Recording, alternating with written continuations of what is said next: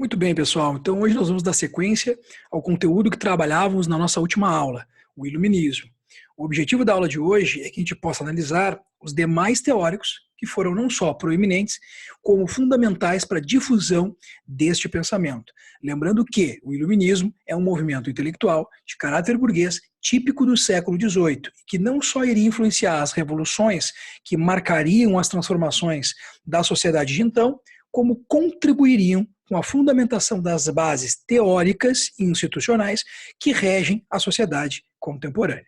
Para a gente seguir, então, analisando os teóricos que fizeram parte do pensamento iluminista, nós vamos, então, voltar para os nossos slides.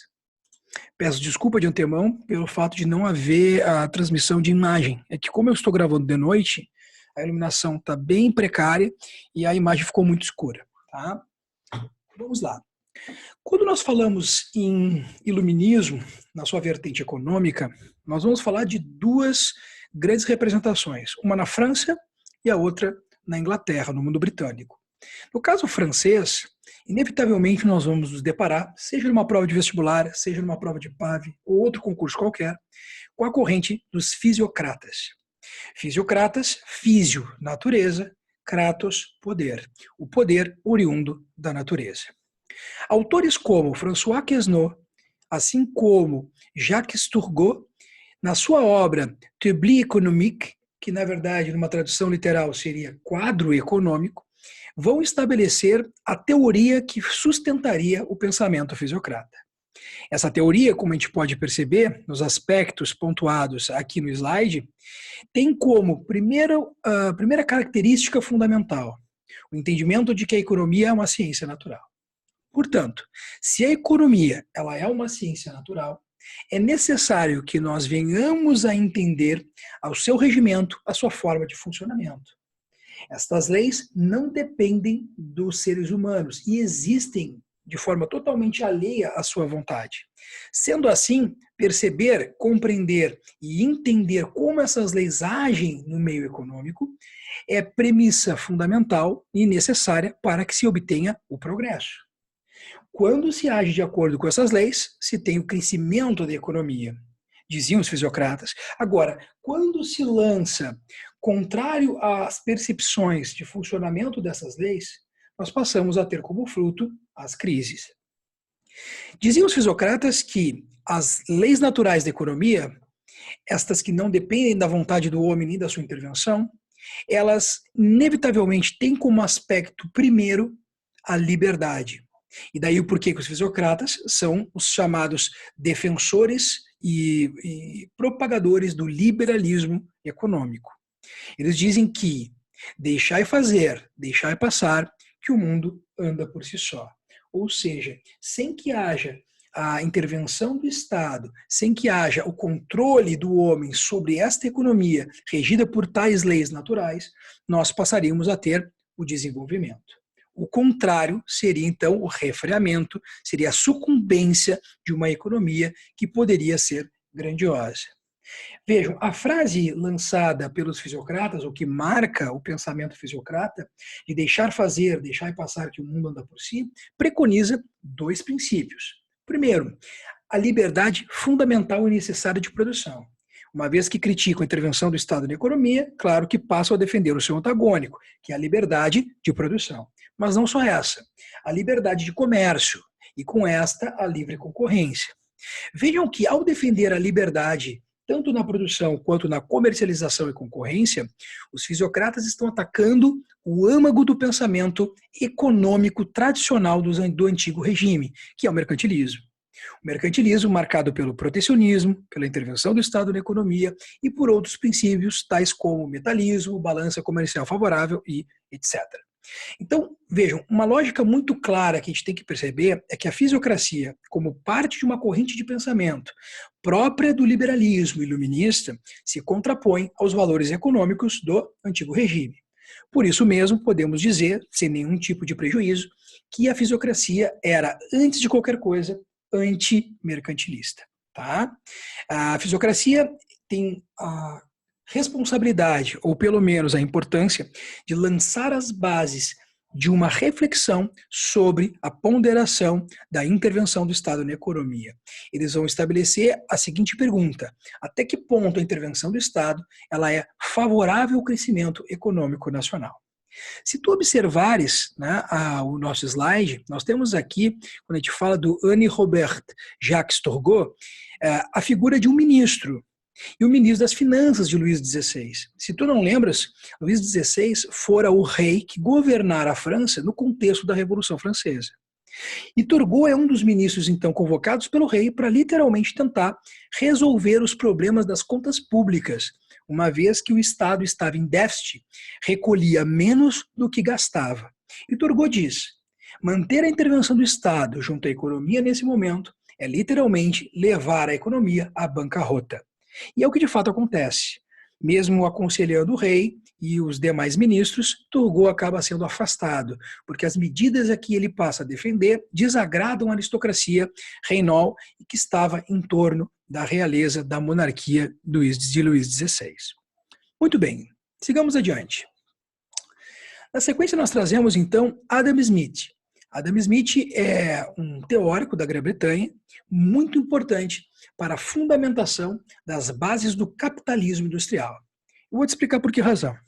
Na obra Uma Investigação sobre a Natureza e a Causa da Riqueza das Nações, datada de 1776, comumente chamada apenas de A Riqueza das Nações, ele vai então se fazer alguns questionamentos. E o primeiro questionamento que o Adam Smith se fará é: por que alguns países eles são ricos e outros países são pobres? Por que uma nação é mais rica que a outra? Quais são as condições que determinam essa desigualdade econômica, financeira entre elas? E então ele vai buscar, através da observação, da pesquisa, do estudo, desenvolver uma resposta para esse questionamento. E daí então a sua teoria. Uma teoria que muito se aproxima do que a fisiocracia havia defendido. Vale vocês observarem o slide quando fala que a economia, assim como os fisiocratas, seria parte de uma ciência natural. A lei geral dessa economia, dizia o Adam Smith, é a lei da oferta e da procura. E aí ele vai usar a metáfora da mão invisível, né? Uma mão invisível que garantiria o desenvolvimento e a autorregulamentação da economia. Então, quando a gente fala em lei da oferta e da procura, ela é uma lei muito comumente aplicada à nossa realidade. Quando, por exemplo, a gente pensa num show, né? Tu vai num show de uma banda, de um grupo, enfim. Quando tu compra o ingresso no primeiro lote, esse ingresso ele tende a ser mais barato do que aquele que tu tentar comprar, por exemplo, no dia ou na véspera do show e do evento. Por que quando eu compro o ingresso com antecedência, ele é mais barato do que quando eu compro o ingresso próximo ou no dia do evento? Ora, muito simples. Porque quando eles lançam a venda dos ingressos, eles não sabem qual será a procura por esse produto. Então, eles geralmente colocam o valor que eles entendem aceitável e, claro, lucrativo ao mercado. Quando a procura é muito grande por esse produto, por esse ingresso, naturalmente ele vai se escasseando. E quanto menos ingressos tivermos, nós teremos uma elevação natural do valor deste ingresso. Por isso que quando tu busca comprar um ingresso para um show, para um evento no dia ou na antevéspera do evento de fato se dá, tu vai pagar provavelmente muito mais caro do que aquele que estava sendo vendido no primeiro momento. Essa é a aplicação mais clara e direta da lei da oferta e da procura. Tá? Agora, ainda não respondemos o questionamento do Adam Smith, que o impulsionou, o incentivou a lançar mão, então, de uma observação mais apurada sobre a economia dos países de então. A resposta de Adam Smith, e essa de fato acaba sendo fundamental e marca maior, né, da sua teoria, é de que as nações mais ricas, as mais prósperas, tinham três condições fundamentais como características em destaque na sua economia. Primeiro, elas tinham liberdade de produção, elas tinham liberdade de comercialização. Essa livre produção e comercialização gerava a condição de concorrência, sobre a qual vai acabar se estabelecendo a lei da oferta e da procura. A não intervenção do Estado da economia era sine qua non, ou seja, era fundamental, inexorável para que as economias pudessem prosperar. Dentro dessa percepção de Adam Smith, ele vai estabelecer, dentre outras coisas, que Para se garantir o progresso, o desenvolvimento da economia, não se pode pensar em uma intervenção direta do Estado. Agora, aí reside uma armadilha. Que armadilha é essa?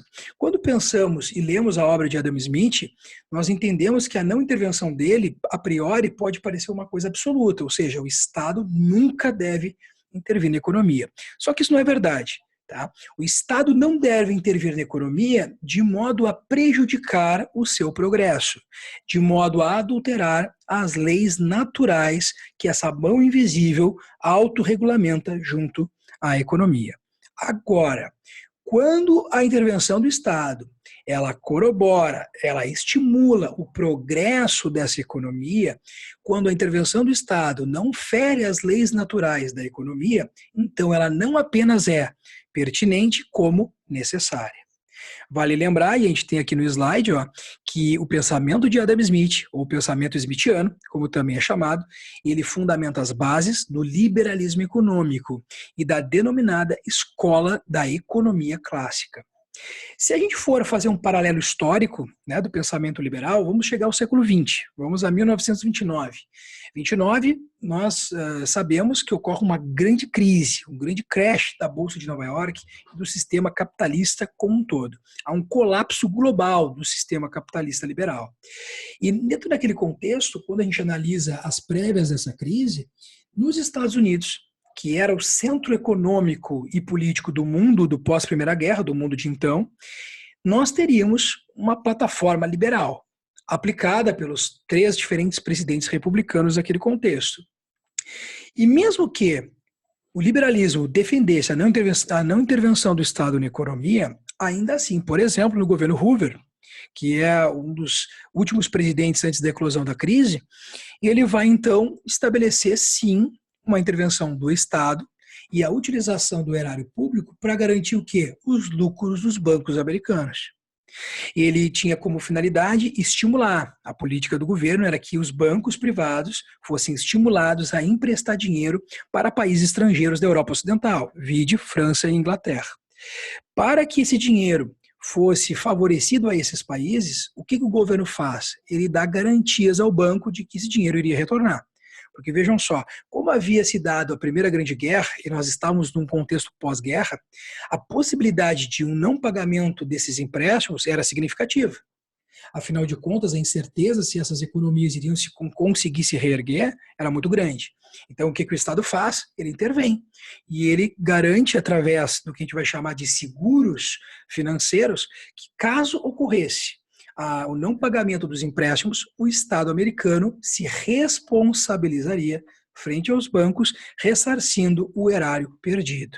Então, vejam, teoria liberal marca a maior da economia norte-americana do contexto do pós-Primeira Guerra Mundial. Ela se pauta pela escola de economia clássica, da qual Adam Smith é um dos fundadores, e ainda assim preconiza a intervenção pontual, favorável ao progresso, ao desenvolvimento do setor econômico privado, mas ainda assim uma intervenção. Tranquilo? Então toma cuidado quando tiver que definir o liberalismo com essa lógica da não intervenção do Estado na economia. Calma lá. A não intervenção de modo a impedir o progresso dessa economia. A não intervenção de modo a impedir a livre concorrência e a livre produção. Mas uma intervenção que favoreça esse progresso, ela não é só pertinente, como, volto a dizer, fundamental e necessária. Tá? Bom, agora o que justifica o título da obra de Adam Smith, tá? E esse é o aspecto que eu chamaria muito a atenção de vocês. Eu disse que a obra, uma investigação sobre a natureza e a causa da riqueza das nações, ela pode ser resumida simplesmente como a riqueza das nações. E por que isso? Porque a conclusão maior da pesquisa e do estudo de Adam Smith é de que uma nação próspera, uma nação economicamente desenvolvida é aquela que gera e que tem como fonte da sua riqueza não a terra, como disseram os fisiocratas, mas sim a geração de emprego. E acaba sendo uma coisa extremamente lógica quando a gente para refletir. Claro, frente à sociedade que Smith vivenciou na Grã-Bretanha daquele contexto. Se a gente for imaginar, a Inglaterra, nós tivemos ali o berço da Revolução Industrial. Não é por acaso que o Eric Hobsbawm chama a Inglaterra de oficina mecânica do mundo. Tá? Então, por conta disso, o Adam Smith está literalmente vivenciando como testemunho ocular a ascensão da maquinofatura. E, através da maquinofatura, a aceleração da capacidade produtiva. A necessidade, através do trabalho, se gerar a operação desses maquinários. Então, os trabalhadores, os operários, os proletariados, eles são inclusos no sistema de produção.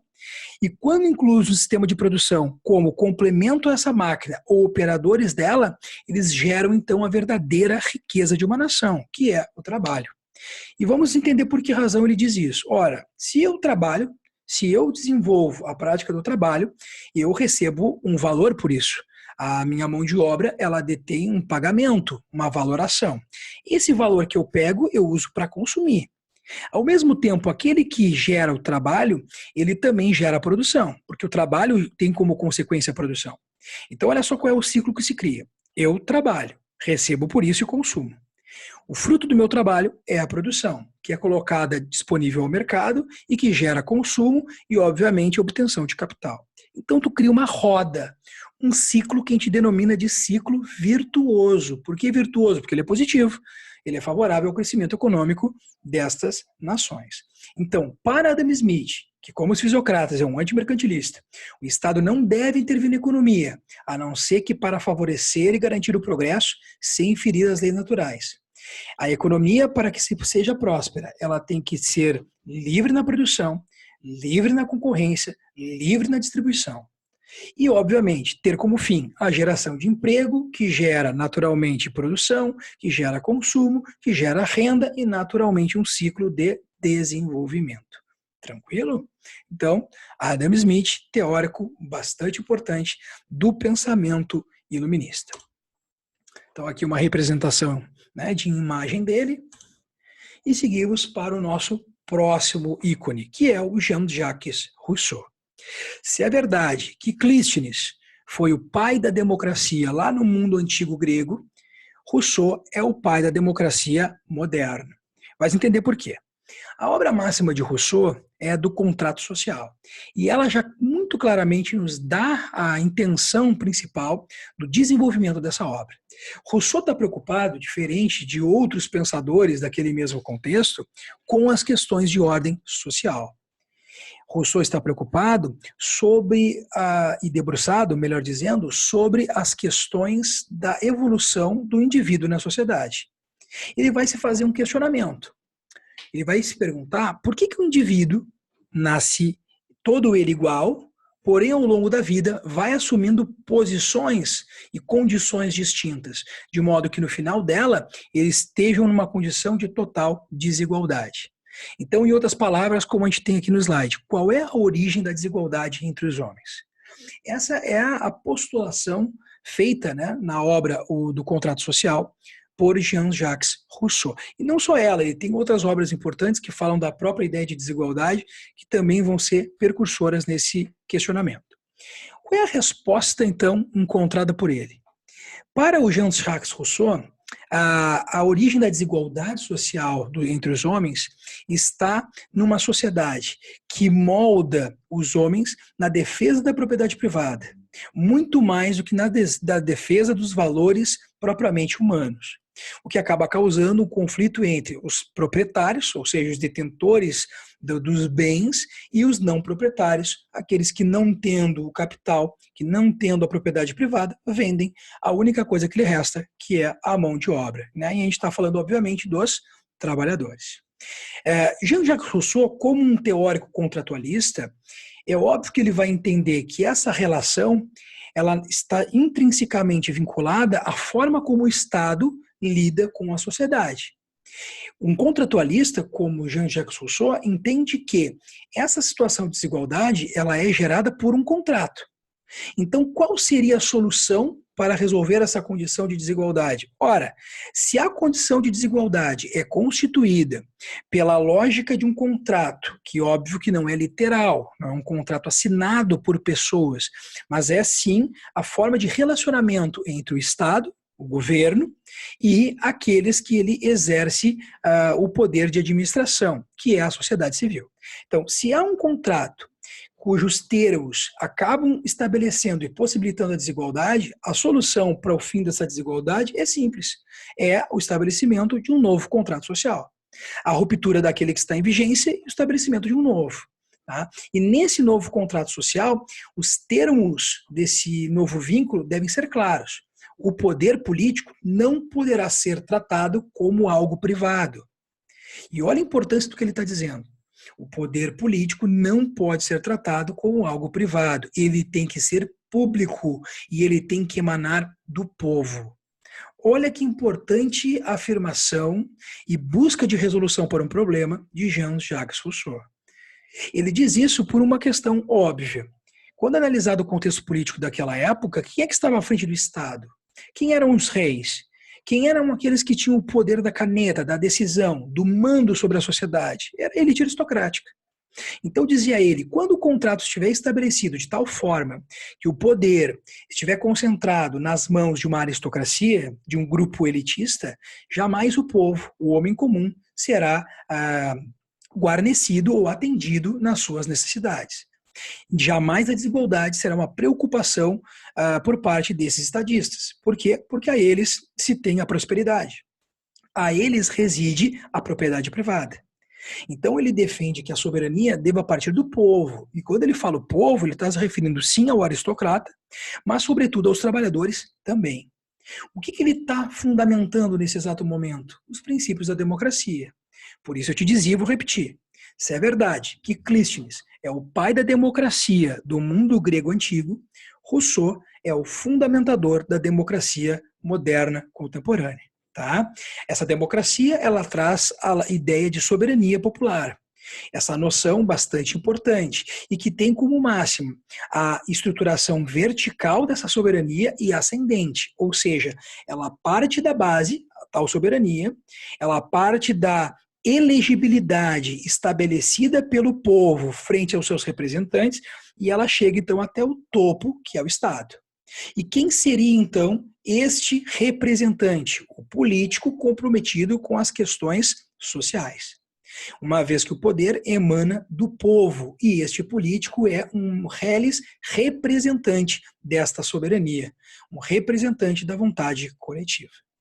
Um outro aspecto que traz Rousseau como parte dessa solução, ou seja, do estabelecimento desse novo contrato, é que a educação deva ser universal e racional. Só toma cuidado, porque educação universal e racional não significa que ele está dizendo que deve haver educação para todos, homens e mulheres, da mesma forma. Tá? Cuidado com isso. Para Rousseau, nós vamos ter lá a obra famosa, o Emílio, ele vai estabelecer um modelo de educação para os homens e um modelo de educação para as mulheres. Tá? Então, gurias, a educação de vocês certamente não é a mesma dos homens. Os homens devem ser protagonistas, devem participar da democracia, devem fazer parte, né, devem ferver essa lógica da soberania, enquanto as mulheres devem cuidar de casa, dos filhos, enfim, os afazeres domésticos. Aí tu vai dizer machista, preconceituoso. Claro que sim, se a gente for pensar no machismo como a exclusão da mulher e aí o entendimento da mulher como alguém inferior ao homem, sim, a gente pode chamar ele de machista. Só que a gente tem que ter cuidado para não cometer um anacronismo, porque esse pensamento, ele é um pensamento comum àquele contexto. Ele é um pensamento comum àquela sociedade. Tanto que quando a gente fez atividade sobre a participação das mulheres no iluminismo, todo o protagonismo que elas buscaram alcançar fora vetado, porque os valores patriarcais, ou seja, masculinos, eram preponderantes. Então ele vai levar adiante a replicação de uma lógica de distinção e desigualdade existente naquela sociedade. Tranquilo? Mas por que a educação universal é importante? Ela é importante porque a educação ela vai gerar, através do racionalismo, a consciência crítica. E essa consciência crítica é fundamental para que haja a escolha daquele que irá representar o povo e garantir a sua soberania. Da mesma forma, a educação universal, ela estabelece o preparo do indivíduo para que ele possa concorrer em pé de igualdade com os demais, junto, por exemplo, ao mercado de trabalho. Então, essa lógica de uma educação universal, ela iria incorrer na reparação daquilo que gerava naturalmente a desigualdade, que eram as condições de qualificação da mão de obra junto à economia. Por isso que hoje se fala muito na questão da federalização do ensino. Federalização, sobretudo, claro, do ensino público, né? Por que isso? Porque a gente sabe que existe uma discrepância gigantesca entre o ensino municipal, estadual e federal.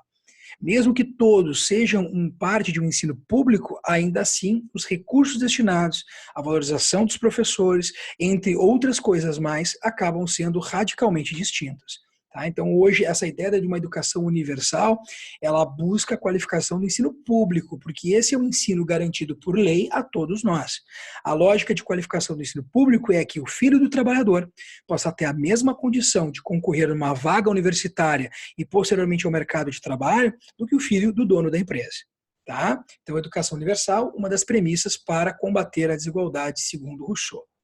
E, por fim, ele vai falar sobre o exercício do direito à propriedade privada. Ele vai dizer que a propriedade privada ela é lícita, desde que ela cumpra a sua função social. Qual é a função social da propriedade privada? Gerar riqueza que possibilite a diminuição da desigualdade social. Tá? Então vejam que o combate à desigualdade social ressalta-se nesse momento junto ao pensamento e à obra de Rousseau. Tá? Então cuidado com essa ideia de que Rousseau é contra a propriedade privada. Cuidado, não é verdade. Quando ele é contra a propriedade privada, quando ele quer colocar fim à propriedade privada, como a gente vê aqui no próprio slide, ó, ele quer colocar fim à propriedade privada que não cumpra a sua função social, que, de novo, é gerar riqueza de modo a diminuir a desigualdade. Tranquilo? E um outro aspecto, em termos de observação, que eu queria chamar a atenção, é a ideia do bom selvagem. Quando o Rousseau fala do bom selvagem, ele fala exatamente de uma observação que ele faz ao longo da sua pesquisa, do seu estudo, da sua experiência pessoal. Rousseau veio à América, sobretudo à América do Norte, na região dos Estados Unidos, e ele observa o funcionamento de uma tribo indígena. E ele conclui que aqueles homens, eles são homens que vivem em harmonia, uma relativa harmonia.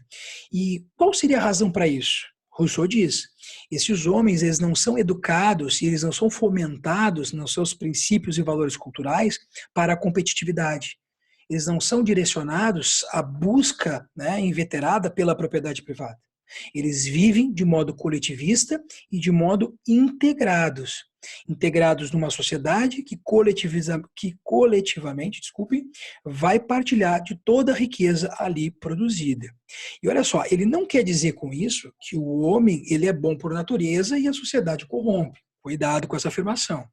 O que ele quer dizer é que o ser humano é potencialmente bom e também potencialmente mal. A gente não pode deixar de entender ou perder de vista que o Rousseau é um iluminista. E os iluministas têm na sua base de pensamento o humanismo. Tá?